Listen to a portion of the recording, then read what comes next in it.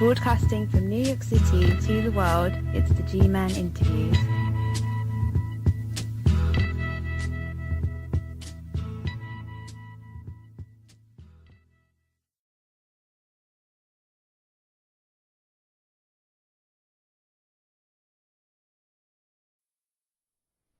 Welcome.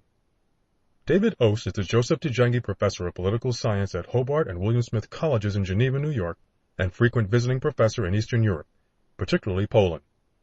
He is an internationally known scholar in the field of Eastern European studies with a focus on labor and politics.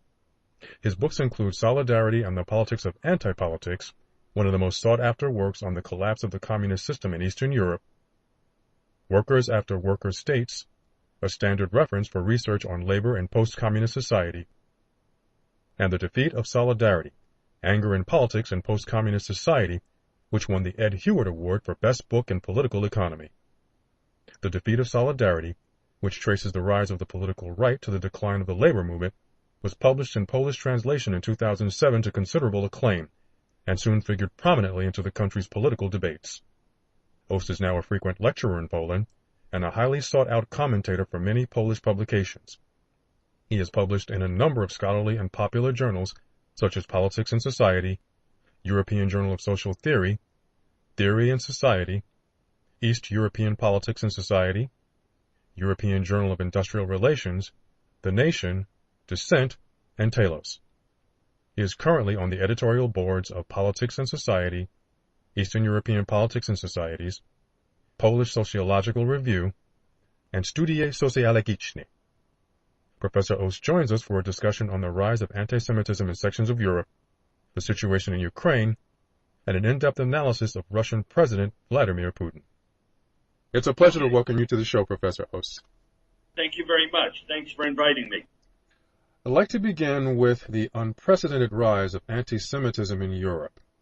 When we were setting this show up, you indicated that in order to understand what's going on in the region, you need to have an understanding of the history of the region. So with that said, please elaborate. Well, I think, first of all, unprecedented anti-Semitism in the region. I guess I'm not sure that's what's going on. It's certainly not central to the Ukrainian crisis, right? I mean, the crisis in Ukraine is, of course, a crisis dealing with a split country, a divided country, in which there are some Jews left, and that's where, of course, most of American Jews came from, that region of Eastern Europe.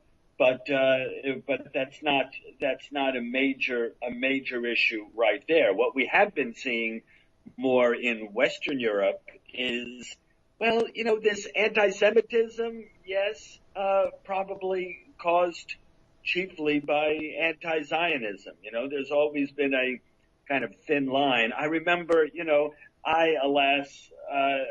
not me alone. I remember about 20, 30 years ago, there were many people saying that this approach by Israel to dealing or not dealing with the occupation and the situation in the Palestinian area, its simultaneous claim that it represents the interests of all Jewry was going to lead people who oppose the state of Israel to oppose Jews in general. And I'm afraid we do see a lot of that there. So in Western Europe, there have been stronger sanctions, negative sanctions and protests against Israel, but also bridging the gap over simply into Jews as a whole. So in that case, we're seeing that. On the part of some people, clearly, who are part of political oppositionists towards Israel, and then you see some of that, coming from the Muslim community in Western Europe as well. Who, of course, right in the Middle East, you have this national conflict between Palestinians and Israelis has unfortunately and probably inescapably spilled over into this nationalist or ethnic or, racist kind of commentary that you see in Israel against Palestinians as a whole and in Palestine against Jews as a whole. Matthew Dubas, editor of the Ukrainian Weekly, is a frequent guest on my show, and he recently noted that there was a frightening parallel between the expulsion of Jews in sections of Ukraine and those forced to flee sections of Europe during World War II. Do you concur with his assessment? Yes, I'm not sure what he is talking about with this expulsion of Jews from territory of the Ukraine. I mean, right now, the only expulsions that have been taking place have been in eastern Ukraine, where the fighting has taken place. That, of course, started after the sudden change in power in Kiev. Right. And, That's what he was referring to. right. So there was when was it, February or now I'm forgetting exactly, in the spring, when the events of the Maidan took place, and the it was in late February, and that was the moment that soon afterwards Russia took control of Crimea, and then those in the east who were opposed to developments in Kiev, in the country as a whole, many of them began protesting, and then you see a lot of Russians stepping in too. Now, as far as I know, I guess I haven't heard about forced expulsions. There have been people who have left because of the fighting, right? So you have lots of refugees. Now, I wish I would have done a little research before coming on the show, but forced expulsions, I haven't heard this. Who did he say? So he said, did he make clear who he thought were expelling Jews as such? As I understand it, unless I didn't get a clear understanding of what he was saying, a lot of the human rights watch groups that are embedded in Ukraine have been reporting that, and as well as a number of other news sources. As a matter of fact, a prominent Jewish community leader was murdered by Russian troops, and that was something else that he cited that's taking place, much of which is not being reported in the mainstream media.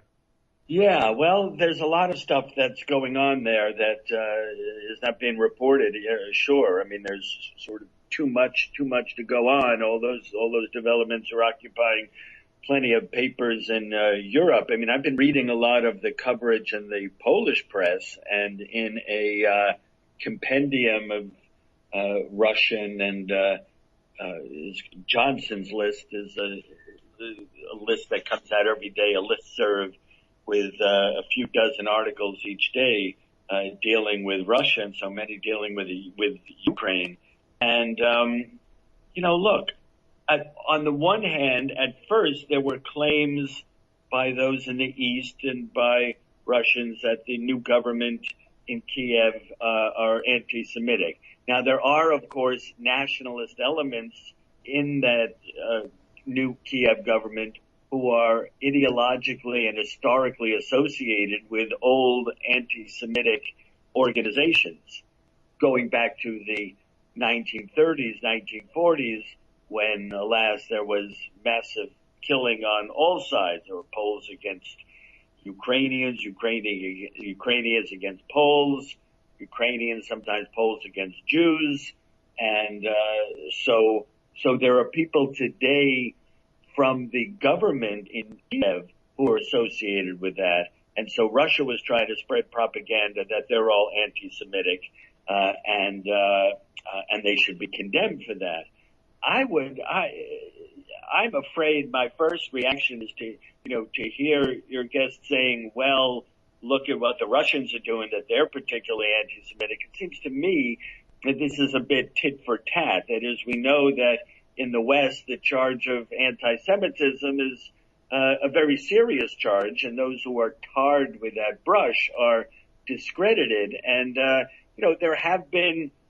there's nationalist sentiment on all of these sides, and there have been some actions on the part of pro-Russian separatists to target Jews. And right, if this Jewish leader was killed, I don't know about that, but entirely possible, right? It doesn't seem to me that that has not been any kind of official policy of those in the East to get rid of Jews in the area. So I'm afraid, I think that this conflict has enough historical weight and current tragedy in it to discuss on its own terms without seeing Jews as special victims. I don't think that's a helpful or a correct way to think about the big conflicts in Europe today. In terms of the conflict between Russia and Ukraine, President Vladimir Putin What is he really after? Putin came to power after an unprecedented collapse of the Soviet Union, of course, broke down into a very weak Russia and very weak successor states. And the state as a whole kind of closed up shop, and it became a very weak country, and not just weak on the international sphere, but weak in terms of the state not being able to compel employers to pay wages, not being able to fix streets or get any infrastructure, get basic aspects of life going again. And so Putin's calling card since 2000 has always been this aspect of rebuilding the state. In the first decade of the 2000s, accompanied, it must be said, to his great fortune by a huge spike in oil prices. And so there was a huge help from export oil, that they focused on rebuilding the country, on strengthening the state, right? Strengthening the central state at the cost of the regions, disciplining the oligarchs, so putting them back in their place, allowing them to continue to make money, but only if they remain subservient to the federal state, and dealing with these issues of internal reconstruction and some rebuilding was the clear focus of his first 10 years in office.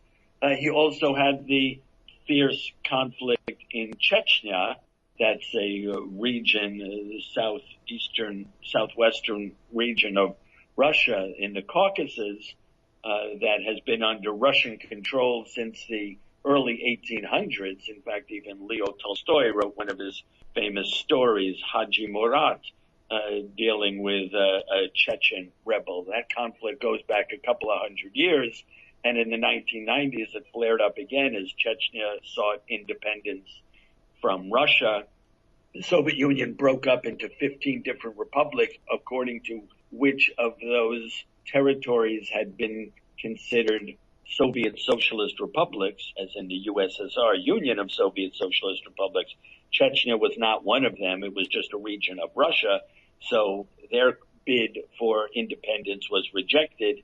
And when the Chechens then turned to battle to try to fight for it, this is where Putin emerged in two wars in the 1990s, very fierce, totally destructive, just carpet bombing, massive abridgment of human liberties, destruction of Grozny, the capital, and of the region.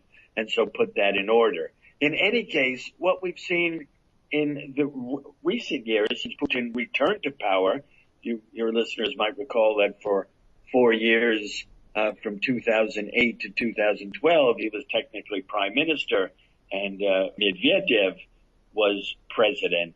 And many people wondered whether Medvedev was a puppet or not. And Medvedev did have some interesting and different ideas on his own. He was not fully independent. And in any case, 2012 came, and Putin was allowed by the Constitution to run for office again. Medvedev is now prime minister, but basically all but irrelevant. So in any case, in the last couple of years, you see Putin with a real problem.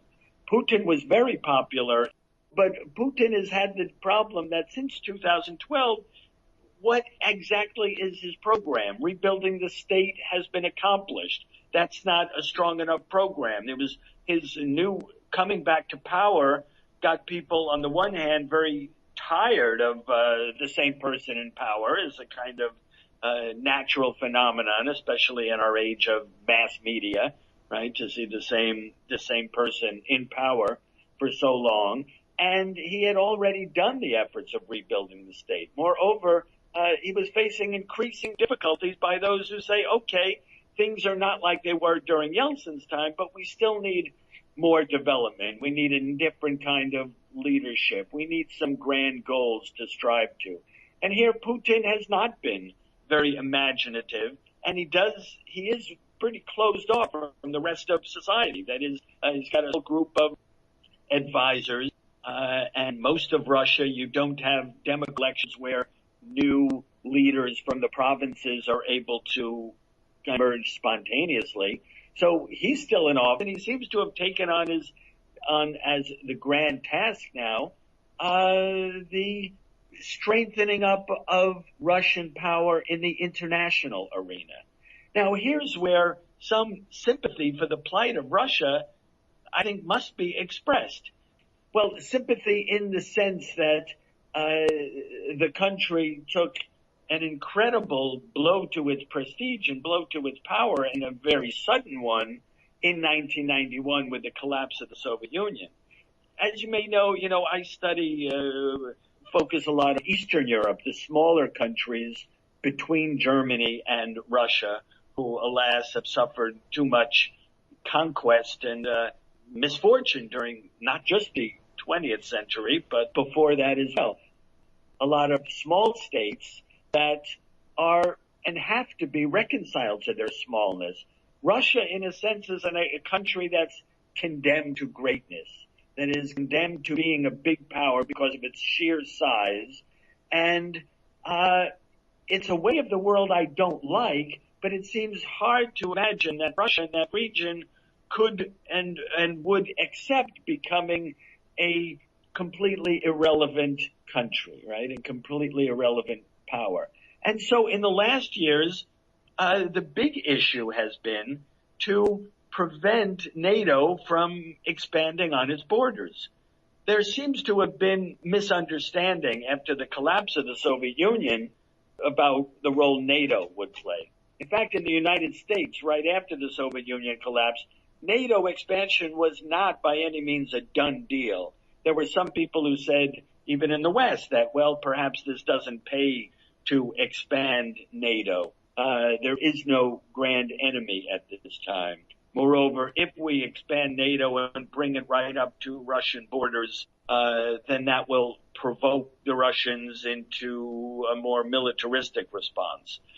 The Russians, of course, and the Russian state was very weak at the time. It didn't want NATO expansion, but it could do nothing to stop it. So NATO did expand, including two regions, the Baltic republics, which had been part of the Soviet Union for a while. And even though that was a total illegal occupation, although the Baltic republics, for most of their history, had been occupied either by Germany or by Sweden, sometimes by Poland, and often by Russia.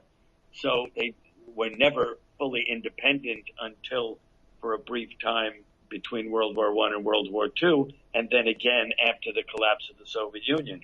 But some of these areas, like in Estonia, have hundreds of thousands of Russian-speaking Russian ethnics, or they include Russian, Belarusian, Ukrainian ethnics, but those who are not part of Estonia proper.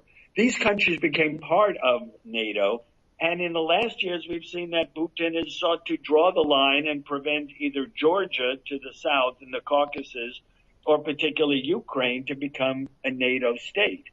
And so if we go back, the crisis in Ukraine and the actions of Putin in Ukraine today, they very likely would not have been followed. We wouldn't have seen that if there hadn't been this toppling of the Yanukovych government in Kiev.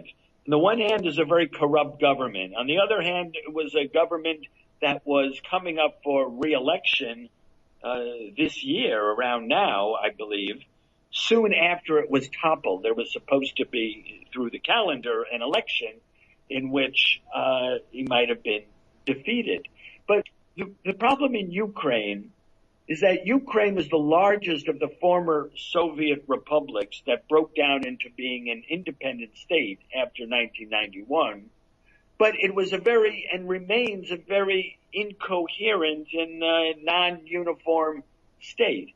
That is, on the one hand, you have the Western Ukraine that is very close to those in the West. People in Lviv, for example, many of them still speak Polish and are affiliated with Poland. It was a prominent Polish city until 1939. Afterward, most of the Poles were expelled, but some remained. So in the Western Ukraine, you have those who feel closer to the West. And in the Eastern Ukraine, around Donetsk, Luhansk, where the fighting has been, and of course Crimea, these were entirely, and for a long time, incorporated into the Russian Empire, populated mostly by ethnic Russians. most of whom did not want to be in an independent Ukraine. It didn't necessarily mean they liked Putin, but they also didn't see themselves as Ukrainian. So that country has been kind of incredibly split. You have the problem that many in the West want to join the European Union. The European Union has been verbally, discursively sympathetic to it, but the European Union is unwilling to put up the money, unwilling, of course, to bring Ukraine into the European Union. And, of course, as your listeners recall, in the last several years, the Eurozone and European Union has been having its own severe financial difficulties. This is what led to the collapse of the regime in Kiev, because there was a call for an association agreement with the European Union that the government was about to sign. On the other hand, the European Union did not want Ukraine also to become part of a free trade zone that Putin was establishing with the former Soviet republics. So there was pressure not to do this. Russia then came through and said, we will give, I believe it was about a $20 billion aid in grants and loan guarantees, plus additional pay in terms of below market prices for the natural gas and the oil we export to you, in return for political alliance, political agreement. And that's what the government did sign on to, and that's what elicited fierce uprising in the West, leading to the massive protests that ultimately led to the collapse. Having said all that, if President Putin proceeds with a full-scale invasion of Ukraine, which country would suffer most from an economic and social standpoint? Well, a full-scale invasion seems hard to imagine. Even Putin has not promoted that. It seems that would not a full-scale invasion. By that quote, I meant I understood this idea, and perhaps your listeners understand that to mean, right, a military takeover of the entire territory of Ukraine. Correct. The troops have been amassed on the border, and it seems that they might have been used and might still be used to control areas on the east of Ukraine, areas that if you look on the map, and perhaps you might put a map there up on your website as well, you'll see that in the eastern region of Ukraine, there's a long part of Ukraine that juts out into the borders of Russia. So in that eastern region, both to the north, the east, and the south is Russian territory. Okay. Right. So right on. So that area, which has had a lot of Russian people in it, which has been closely incorporated into the Russian economy, that's the main area of contention. You know, to American students who are used to this idea of what used to be called, and perhaps still is called in the schools, this concept of manifest destiny, namely that one country, one power in Washington is through providence and destiny alone is supposed to control all the territory between the Atlantic and the Pacific Ocean. Right. Even though, of course, Mexico, lying from north to south, controlled most of the territory on the Pacific Ocean for hundreds of years.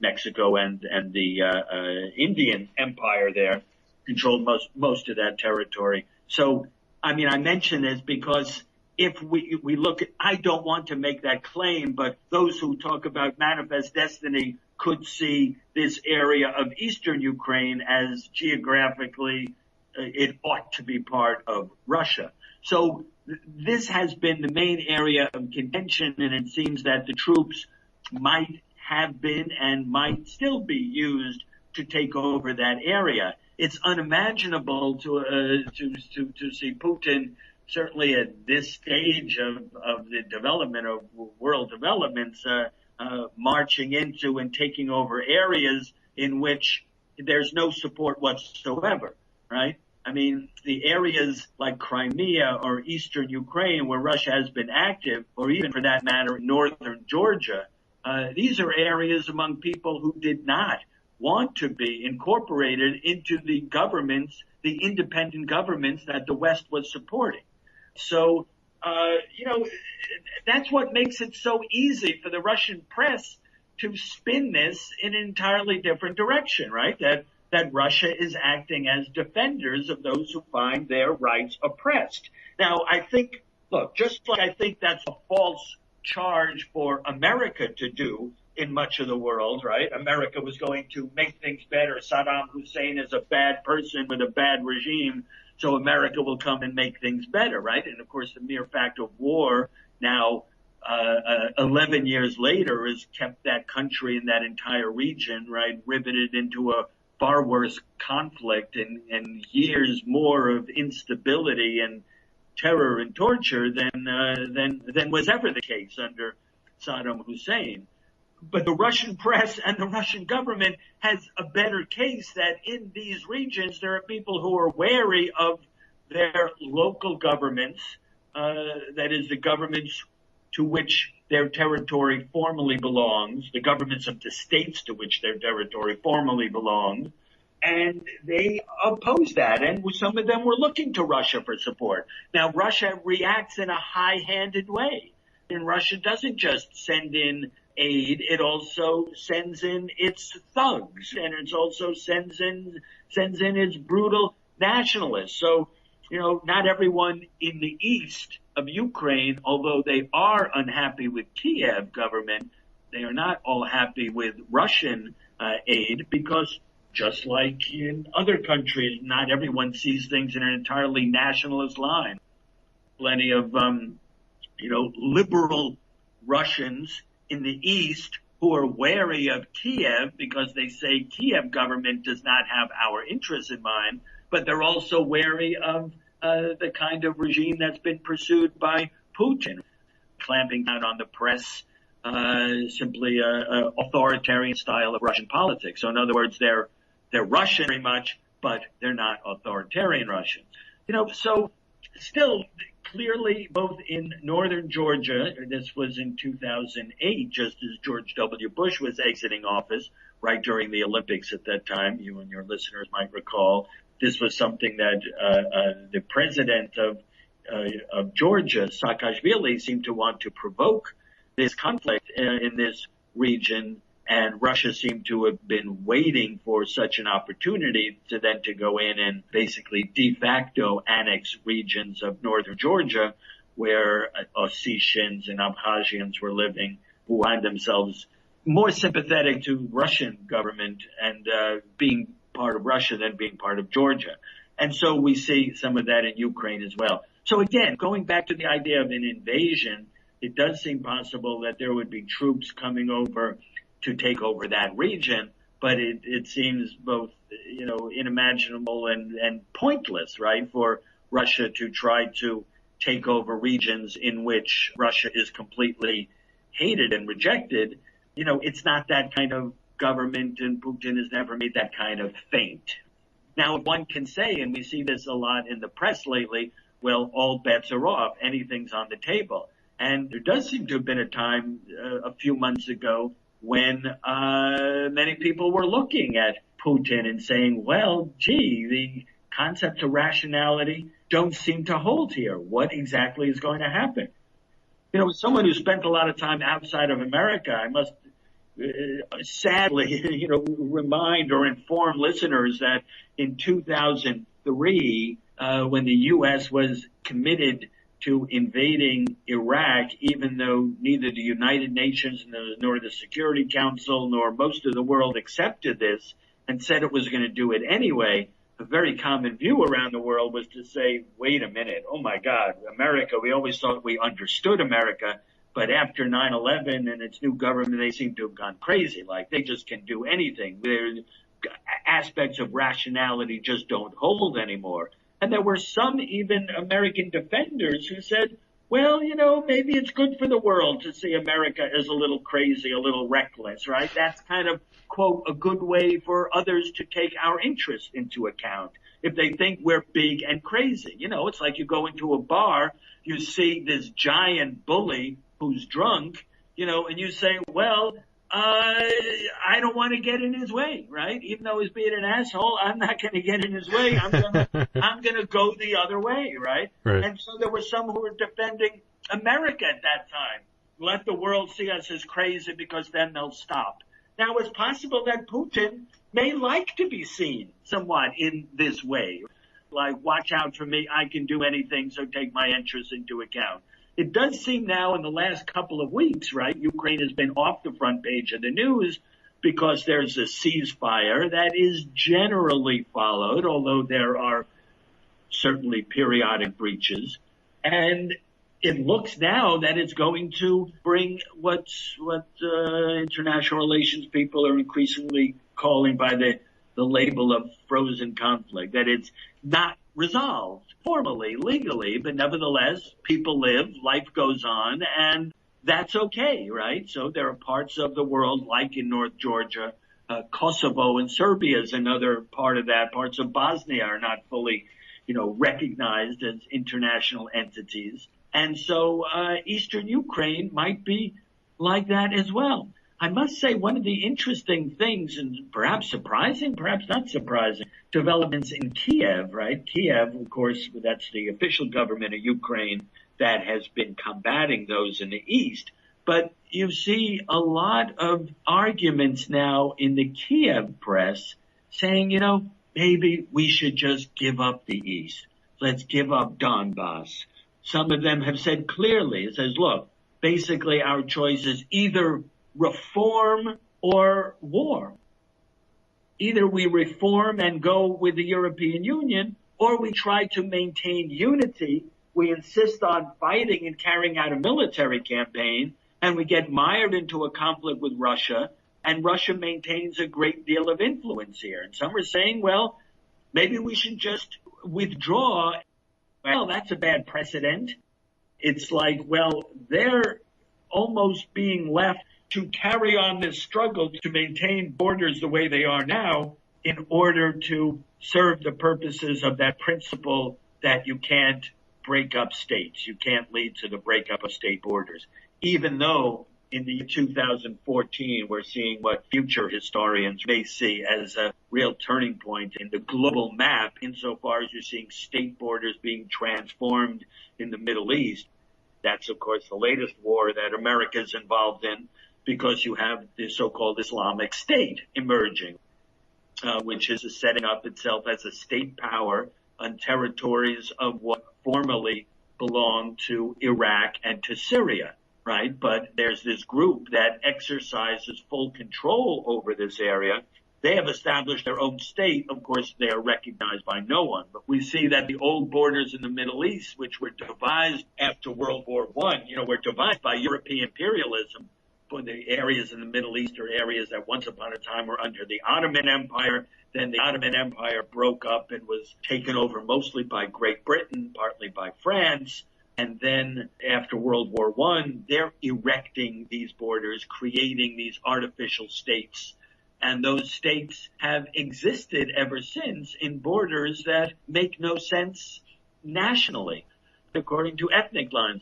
Of course, we have the similar problem, as you and listeners may know, with the African borders. One of the reasons for constant conflicts in Africa is that the borders between the states are entirely false borders, false in the sense that they don't express any kind of difference between the peoples of those areas, but are simply areas of demarcation where the old imperialist powers who ruled virtually all of Africa, where they decided to make borders.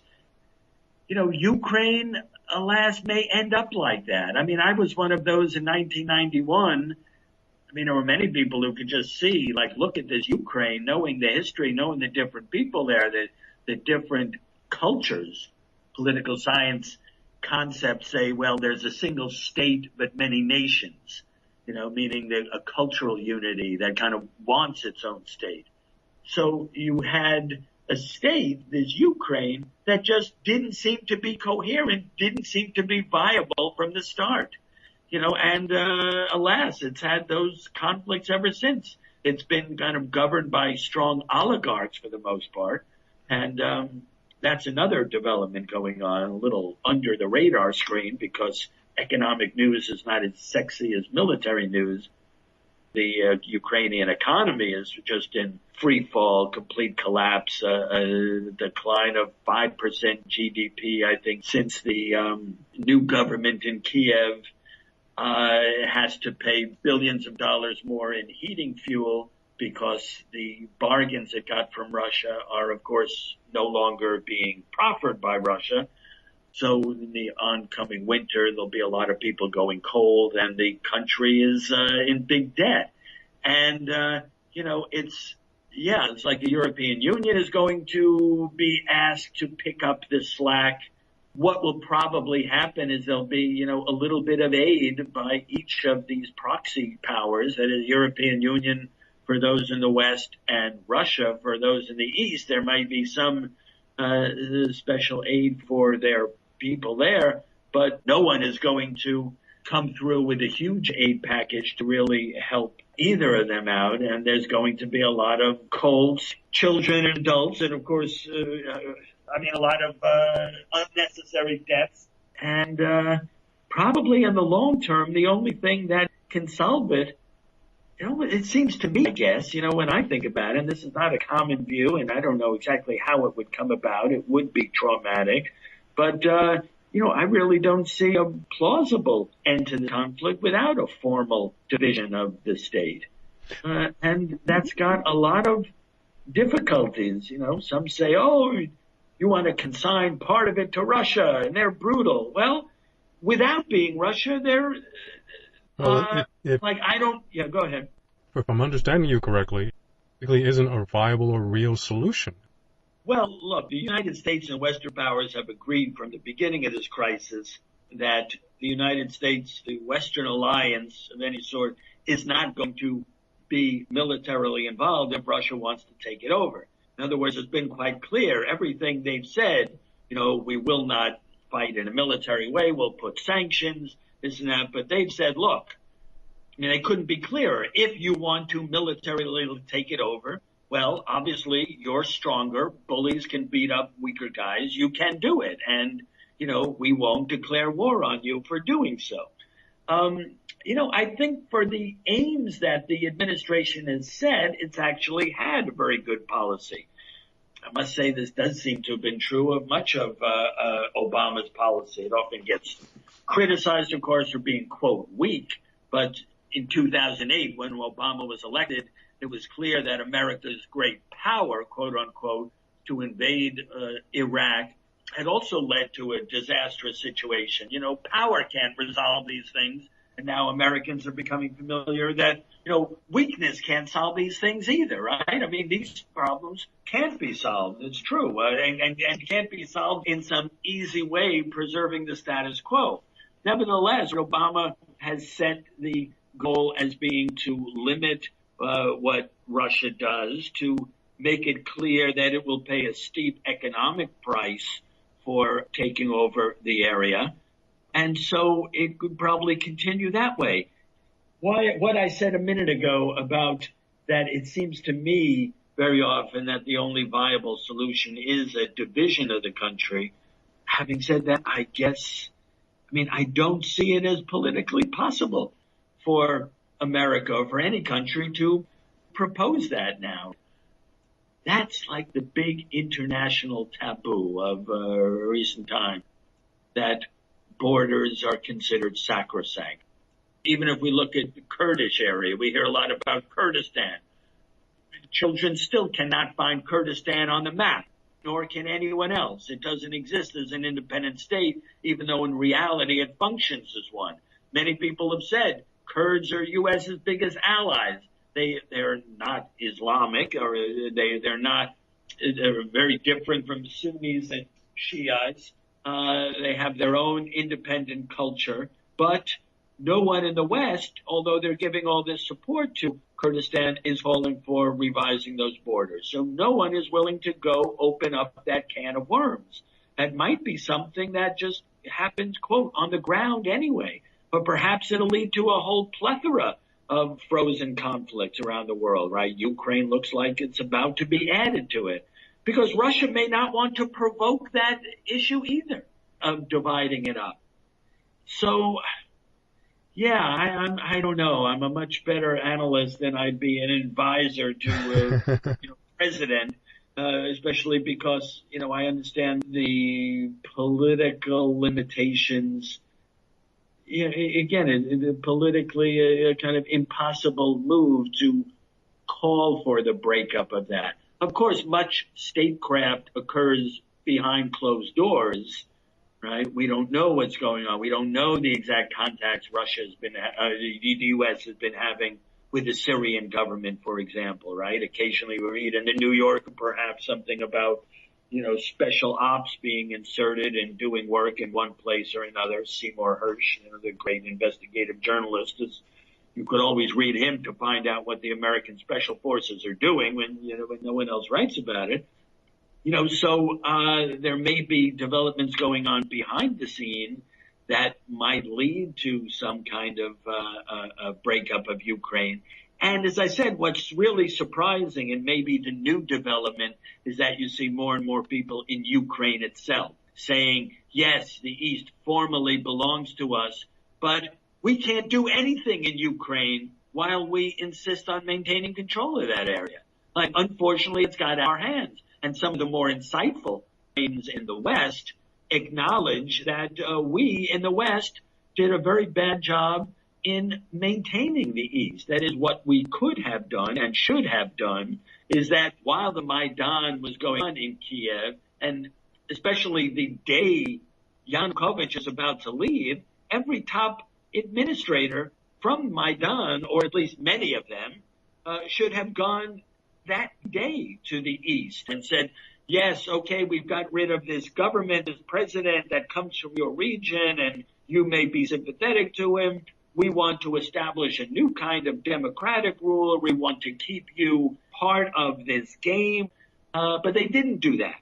So what they did do instead was the very next day after the toppling of the Yanukovych government in Kiev, the very next day, the parliament passed a law delegalizing Russian as an official language, even though most people in Ukraine speak Russian, and even many ethnic Ukrainians use it as their first language.